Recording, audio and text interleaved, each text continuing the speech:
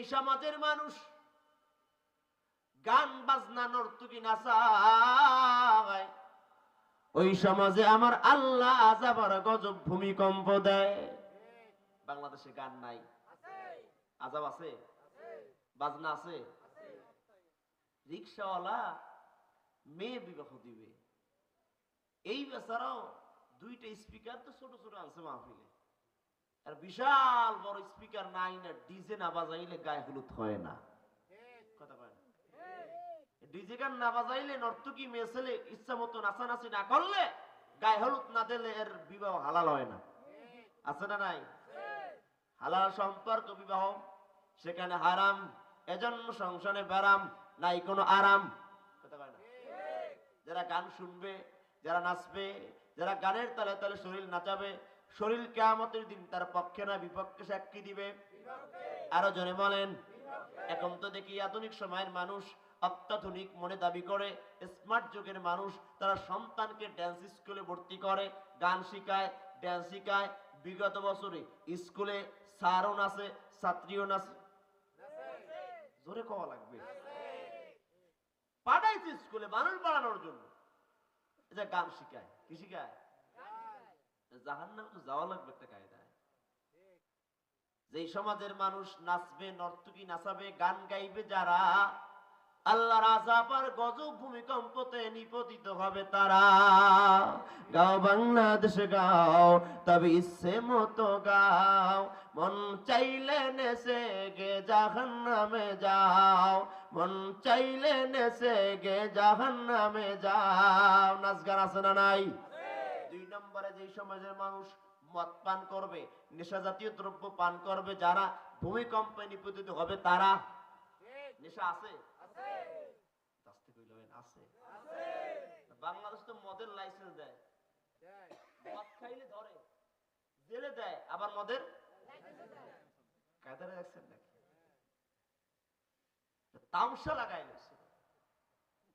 মদ খাওয়া তো হালাল।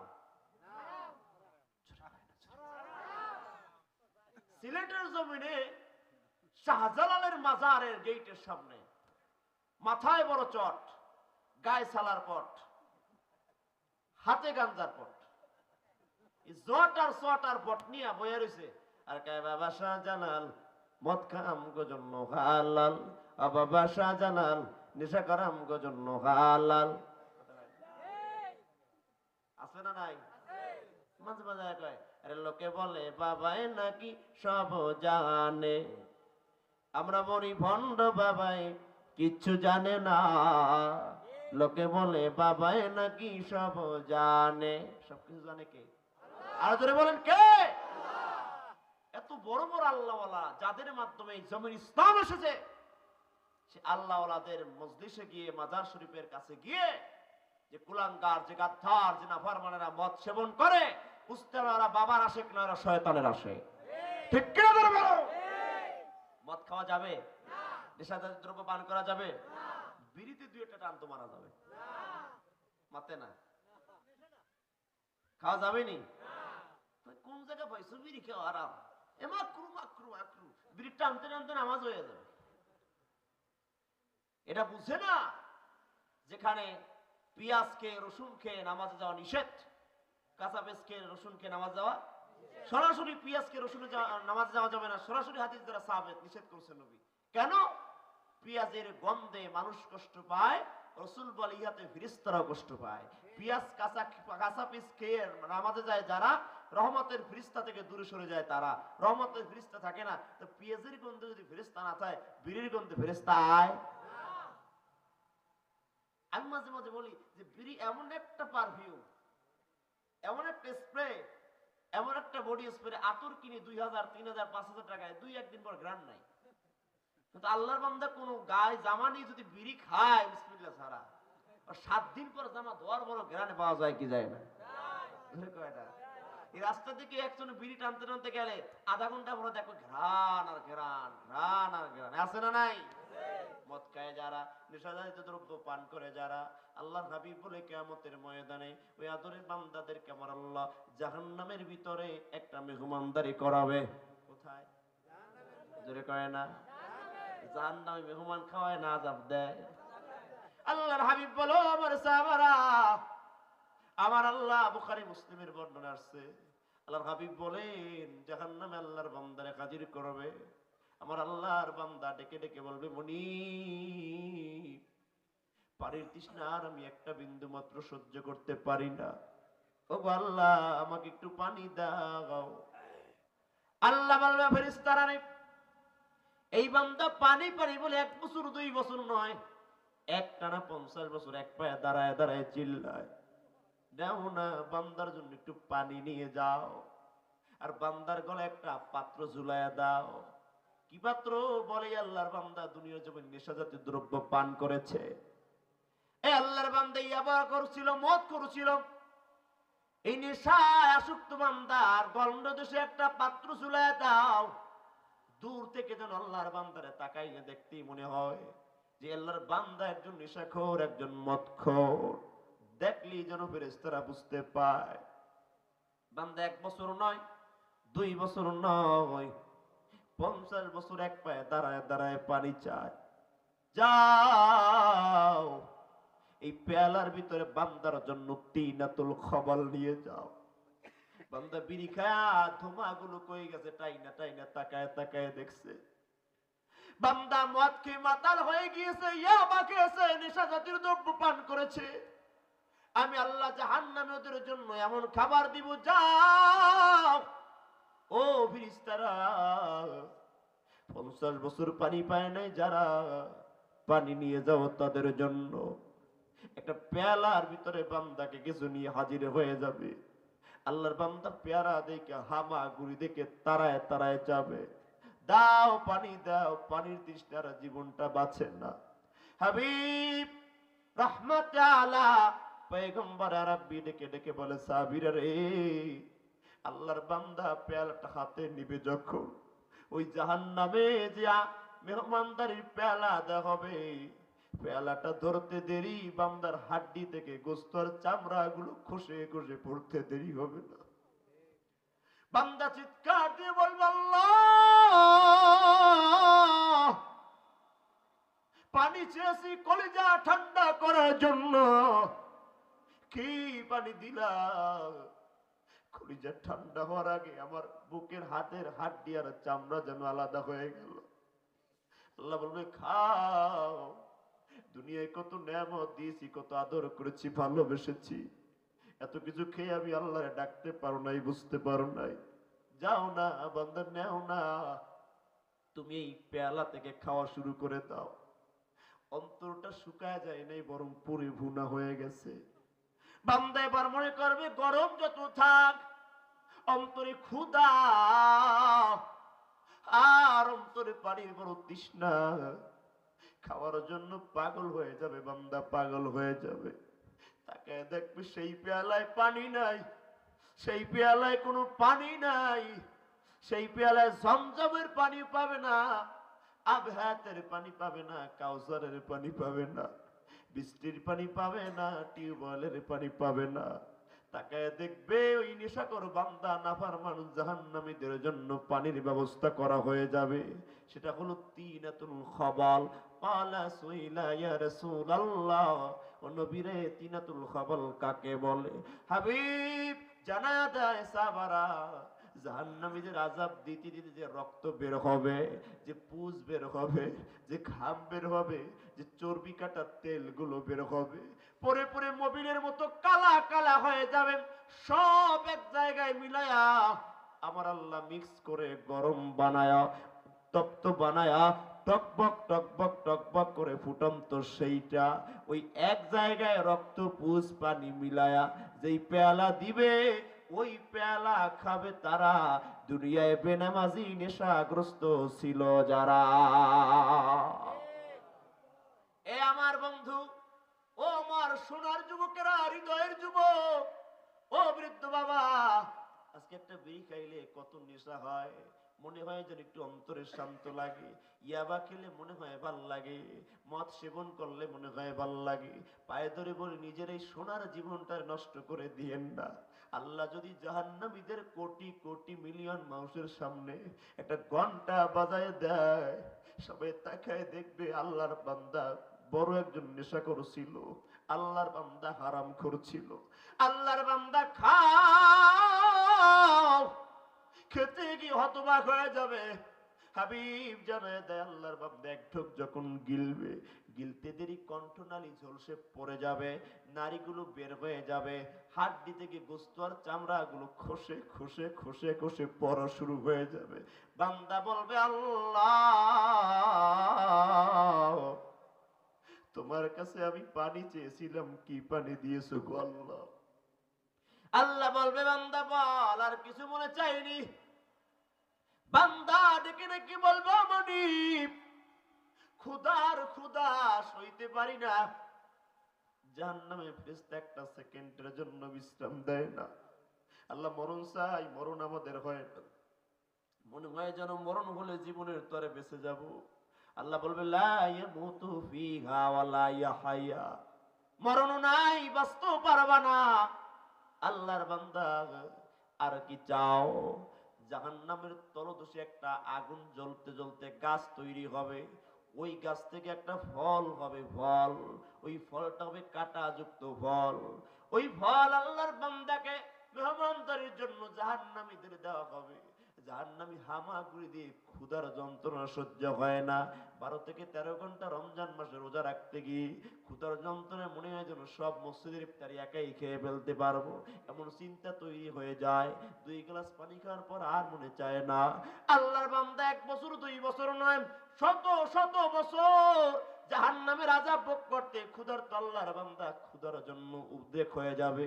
আল্লাহর কাছে যখন আবেদন করবে 50 বছর পর খাবার হাজির করা হবে, আগুনের ভিতরে চাষকৃত খাবার, খাও কুলু ওয়াশরাবু, খাও এবং পান করো। কি জাহান্নামের খাবার আর জাহান্নামের পানি। পানির বর্ণনা বললাম, জাহান্নামের খাবার এবার আমার আল্লাহ দেবে কাঁটাযুক্ত খাবার। ক্ষুধা সয় না, পেটে ক্ষুধা থাকলে পচা খাবারও খেয়ে যায়, বোঝা যায় না। ক্ষুধা থাকলে অনেক নোংরা জাতীয় খাবারও মুখে চলে যায়, তখন বোঝা যায় না। আল্লাহর বান্দা এবার ক্ষুধা নিয়া একটা ফল মুখের ভিতরে ঢুকবে, ঠিক গন্ডদেশ পরিমাণ যেতে না যেতে ফলটা গলাটা আটকায় দিবে। আল্লাহর বান্দা গিলতেও পারবে না, বমি করে ফেলতে পারবে না, চোখ বায়া বায়া পানি পড়বে, আর ডেকে বলবে মনিব রে, আমি না তোমার কাছে খাবার চেয়েছিলাম, আল্লাহ আমার গলাটা আটকে গিয়েছে, আমি নিঃশ্বাস করতে পারি না, বড় কষ্ট হয়। আল্লাহ কয় তাকায় দেখ বেনামাজি থাকার শাস্তিটা কেমন হয়ে যায়। তোর এত সুন্দর করে আমি আল্লাহ কণ্ঠ দিয়েছি, এই কণ্ঠ দিয়ে গান গেয়েছো তালে তালে, এই কণ্ঠ দিয়ে গালাগালি দিয়েছো তালে তালে, এই কণ্ঠ দিয়ে মিথ্যা বলেছো তালে তালে, কিন্তু কণ্ঠ দিয়ে একটা বার আমি আল্লাহরে আল্লাহ বলে ডাক দাও নাই, এই কণ্ঠ দিয়ে একটা বারের জন্য আমার হাবিবের প্রতি দরুদ শরীফ পাঠ করো নাই।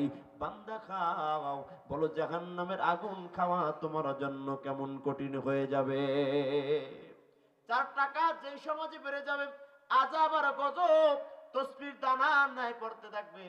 1 নম্বরে নাচানাচি, 2 নম্বরে হলো মাদক সেবন করা, 3 নম্বরে অশ্লীল জাতীয় অশ্লীল কাজ বৃদ্ধি পাওয়া, জেনা ব্যভিচার বৃদ্ধি পাওয়া 4 নম্বর, 3 নম্বর অশ্লীল কাজ বৃদ্ধি পাওয়া। বলুন তো সমাজে অশ্লীল কাজ খারাপ কাজ আছে না নাই? আরো জোরে বলেন ভাই। এলাকার একটা মাকে পা ধরেও পর্দা করানো যায় না, বুঝানো যায় না, ও মা পর্দা করেন, কোরআনের পথে চলেন, নবীর আদর্শ মোতাবেক চলন, চলতে চায় না। 12 হাত কাপড় একজন হাজবেন্ড তার স্ত্রীর কিনে দেয়, 12 হাত কাপড় দিয়া পেট ডাকতে পারে না, পিঠ ডাকতে পারে না। আর আমার আল্লাহ বলে হাবিব, এই আল্লাহর বান্দি মরণের সময় 5টা টুকরা কাফন আপনি আমি পরায়া বিসমিল্লাহি ওয়ালা মিল্লাতি রাসূলিল্লাহ বলে ওই আল্লাহর বান্দিকে চিরদিনের জন্য ঘুম পাড়ায়, আয় কি আয় না? জোরে কোন? 5টা কাপড় দিয়ে জনমের প্যাকেট করছে, চুল পরিমাণ দেখা যায় না, এরপরও কবরের উপরে একটা কালো রঙের কাপড় দিয়ে আটকায়া দেয়। বাইরের পুরুষেরা মহিলার দিকে নজর দিবেন না, দূরে সরে যান, বলে না? কিন্তু আমার কথা হলো, প্রশ্ন হলো আপনারা বিবেকের কাছে, পর্দা মরার আগে ফরজ নাকি মরার পরে? জোরে কয় না?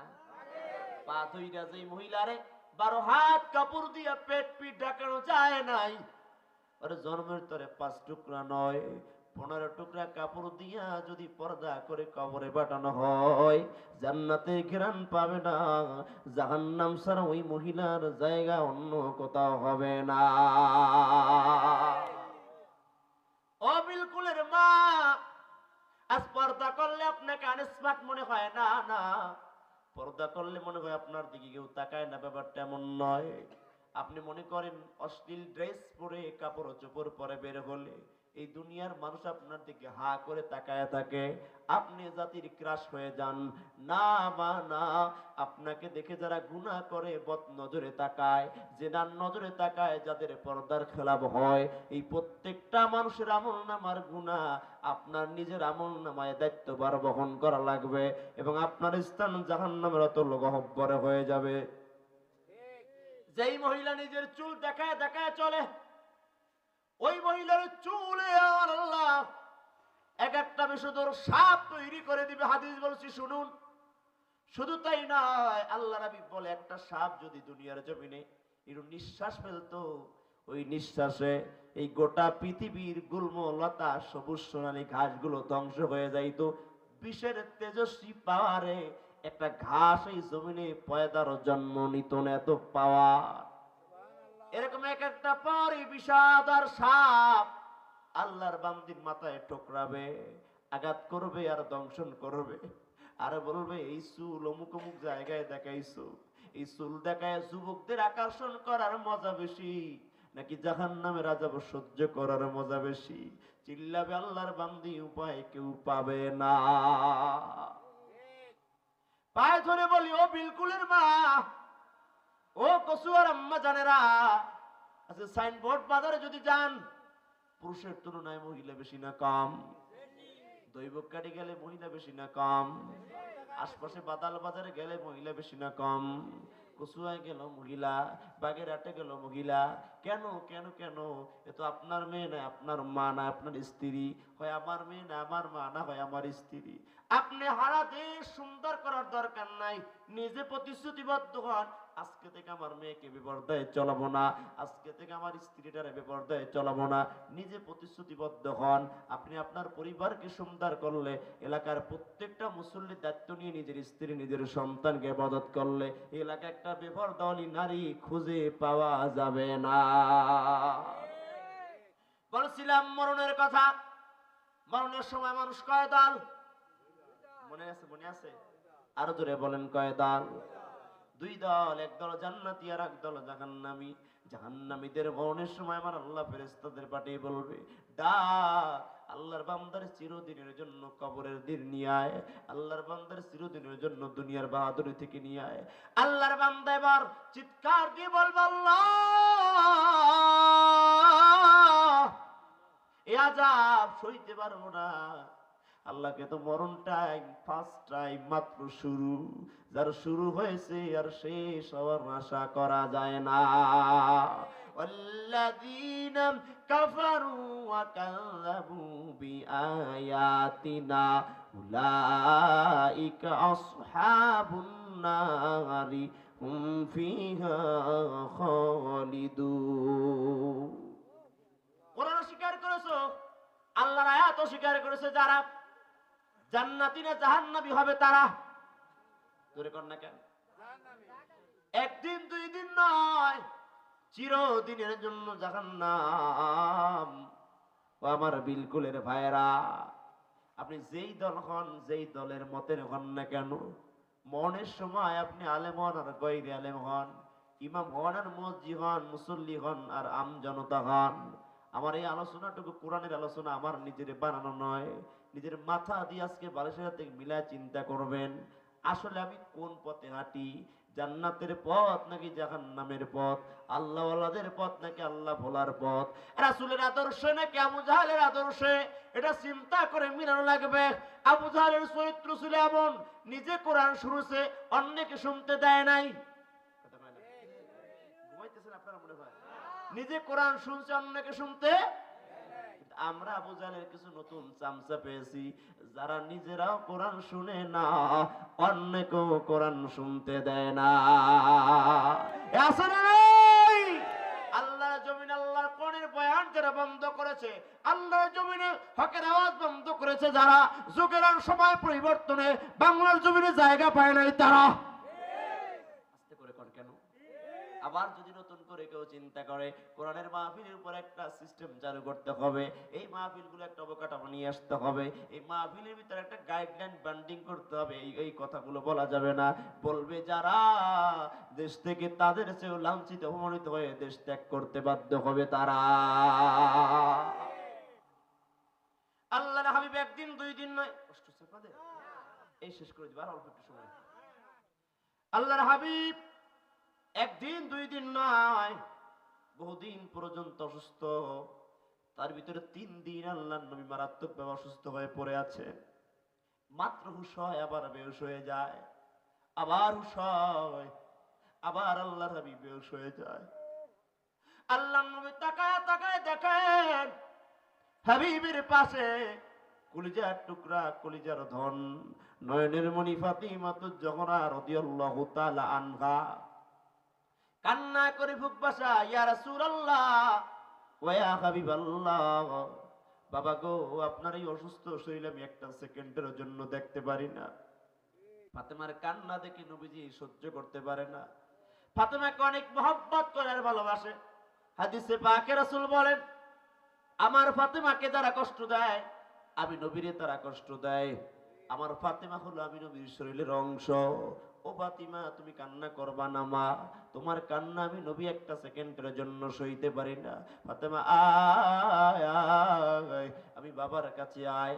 কানের সাথে মুখটা লাগায় হাবিব বলে, ফাতিমা রে আমার মরণের পর সবার আগে সাক্ষাৎ করবে যিনি, জান্নাতি মহিলাদের সর্দারিনী হবেন তিনি, আমার কলিজার টুকরা ফাতেমা।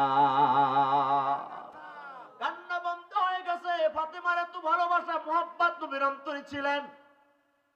ক্ষুধার্ত শরীর নিয়া আল্লাহর নবী ডানে আর বামে তাকায়, কই কার দরবারে যাব? একদিন দুই দিন নয়, অনেক দিন অনাহারে জীবন কেটে যায়।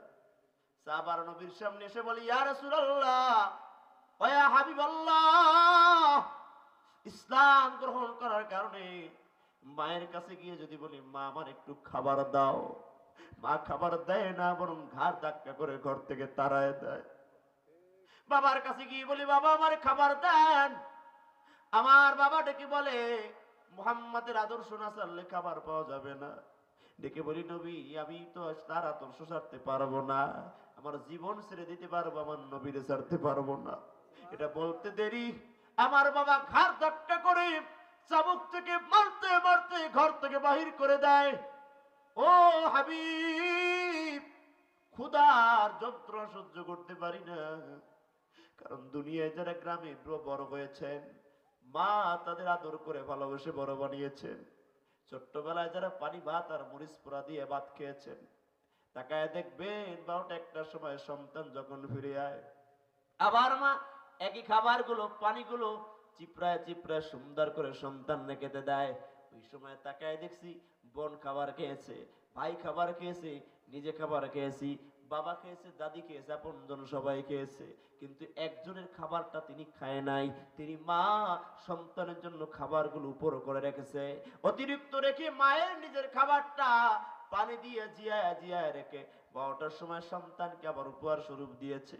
আবার সন্তান খাবার চাবে, আমি মা খাবার দিতে পারবো না, এটা কখনো কোনো দিনও হতে পারে না। কিন্তু কোরআন মানার কারণে, ইসলামের দলে থাকার কারণে, নবীর দলে থাকার কারণে, জান্নাতীদের কাতারে দাঁড়া হওয়ার কারণে, মরণ সময় জান্নাতীদের কাতারে দাঁড়া হবে, এই চিন্তা চেতনা যে হৃদয়ে জাগ্রত হয়েছে, মায়ের কাছে গিয়ে বলে মা খাবার দাও, ক্ষুধার যন্ত্রণা সইতে পারি না। মা দূর দূর করে তাড়ায় দিয়েছে, বাবা তাড়ায় দিয়েছে, বন্ধু বান্ধবের কাছে যায় খাবার চায়, বন্ধুরা পরিচয় দেয় না, ছোটবেলায় আর ধাক্কা দিয়ে তাড়ায় দেয়। অবশ্যই হাবিবের দরবারে সাহাবীরা হাজির হয়েছে। হাবিব একটা বার আসমানের দিকে তাকায় আর একটা বার সাহাবাদের দিকে তাকায়। চোখের পানি ছেড়ে বলে সাহাবারা তোমরা খাবারের কথা বলো, আমি নবীর দিকে তাকাও। আমি নবীর দিকে তাকালে কি হবে জানেননি? সাহাবীরা বর্ণনা করেন আল্লাহর হাবিবের দিকে আমরা যখন তাকাইতাম, একদিন দুই দিন নয়, 7 দিনের ক্ষুধা নিয়া পয়গম্বর আরবি নূর নবীর চেহারা মোবারকের দিকে যখন তাকাইতাম, 7 দিনের ক্ষুধা সাথে সাথে আমার আল্লাহ নিবারণ করে দিত। আল্লাহু আকবার জোরে বলেন। হাবিব নিজে ক্ষুধার্ত শরীর নিয়া কার কাছে যাবে? মায়ের কাছে মা নাই, বাবার কাছে যাবে, নবীর বাবাও তো জিন্দা নাই, জন্মের আগে বাবারে চিরদিনের জন্য হারিয়ে ফেলেছেন। আল্লাহর হাবিব আমার চলে গেলেন ফাতিমার বাড়িতে। আর চিন্তা করলেন ফাতিমার বাড়িতে যদি যাই আর কিছু যদি না পাই, মেয়ের জামাই বাড়িতে একটু খাবারের বন্দোবস্ত হয়ে যাবে। এক পা দুই পা করে আল্লাহ রাসূল রওনা হয়ে গেলেন খাবার খাওয়ার জন্য। মনের চিন্তার এরাদা।